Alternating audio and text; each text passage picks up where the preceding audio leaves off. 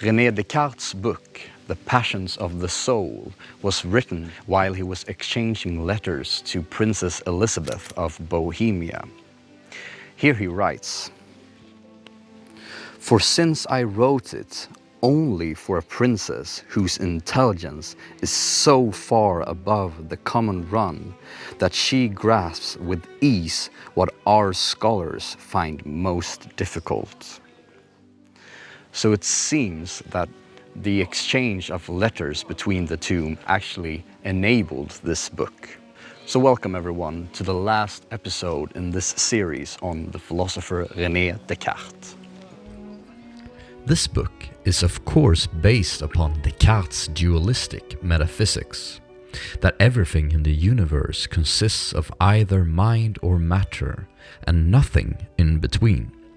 So when we're talking about passions of the soul, it's literally passions that reside within the soul.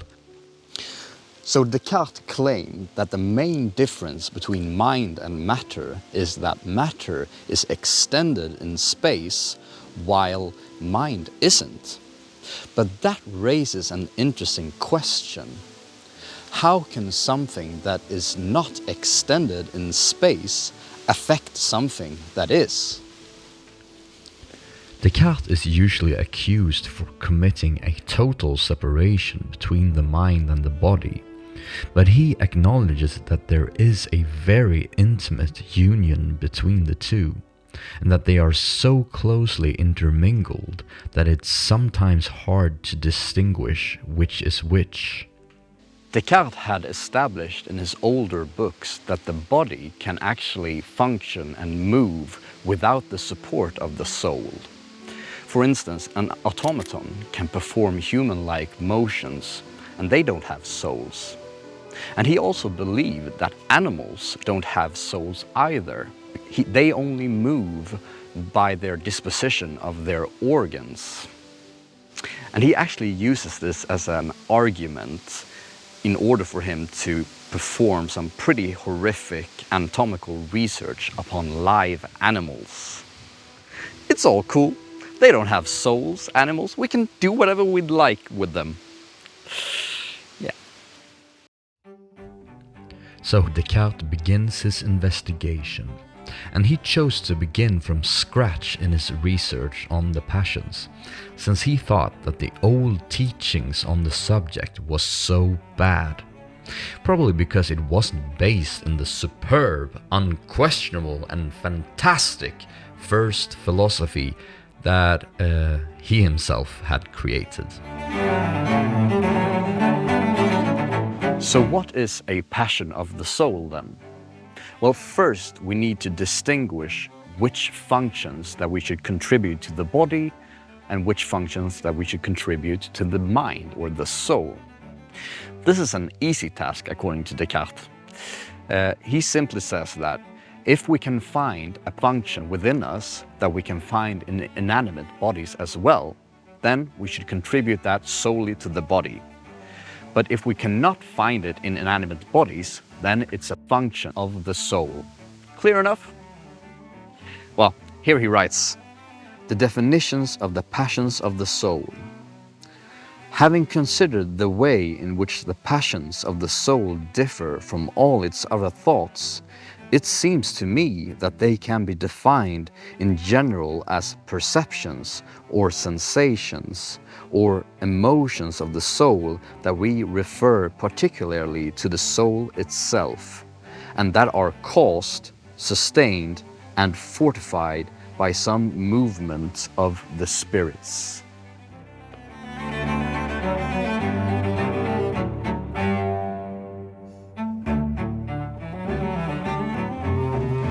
So Descartes thought that the soul was distributed throughout the whole body, but that the main communication between the mind and the body was taking place in the pineal gland in the middle of the brain. Why did Descartes think that the soul communicated through the pineal gland? His line of reasoning is actually not that bad. He realized that most of our limbs and organs comes in two.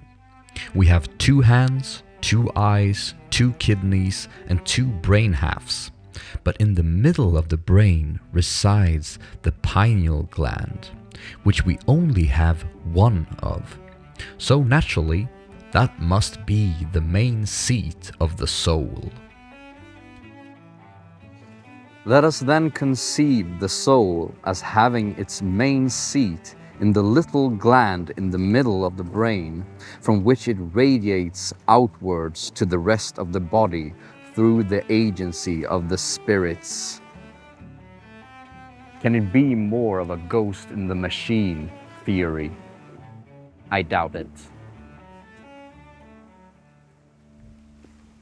It's funny how Descartes almost becomes a Stoic in this book, because as we shall see, being able to control one's own emotions is one of the reasons why he wrote this book.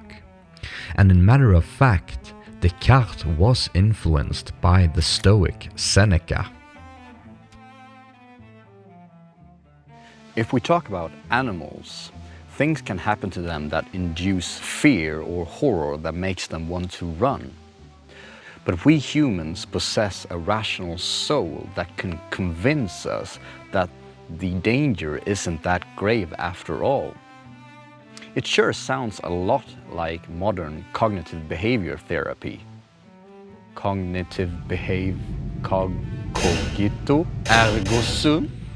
Stoicism is actually an early precursor to cognitive behavior therapy, especially in the writings of Epictetus, who thought that we could use logic to find our destructive emotions and discard them.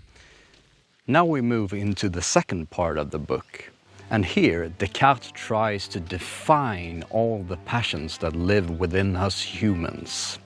And as he saw it, there really is only 6 main passions, and the rest of them are just mixtures or variations of these 6. So the main passions are wonderment, love, hatred, desire, joy, and sadness. These are the fundamental passions, and all the others are mixtures or subspecies of them. As Descartes saw it, wonderment is the very first passion we have. And it occurs when something takes us by surprise and we don't know how to act upon it. Is it good? Is it bad? Is it even dangerous? And naturally, this passion has no counterpart. And Descartes defines love as simply the feeling that we feel towards something which is beneficial to us, and hatred as its natural counterpart when something is harmful to us. These definitions might sound simple and banal to our modern ears, but it probably wasn't that banal during the 17th century. And then we have desire, which is not just to acquire some good in the future, but also to avoid something bad in the future. And lastly, we have joy and sadness, and it's simply defined as when you possess some good or evil in the present moment, in contrast with desire, which was related to the future.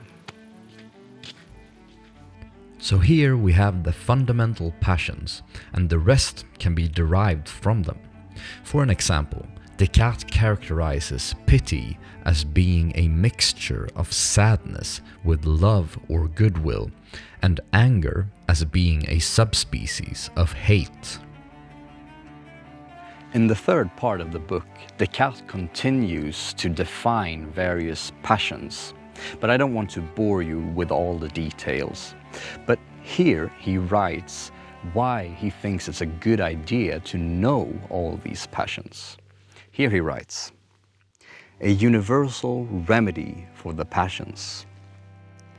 And now we are familiar with all the passions. We have much less reasons to fear them than we had before. For we see that they are all good of their nature, and that we are to avoid only their misuse or their excess."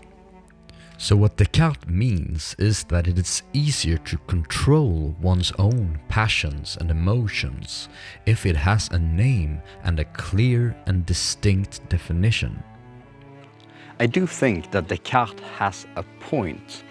It's always a good idea to give things names and definitions, because things that doesn't have a name doesn't exist in a way.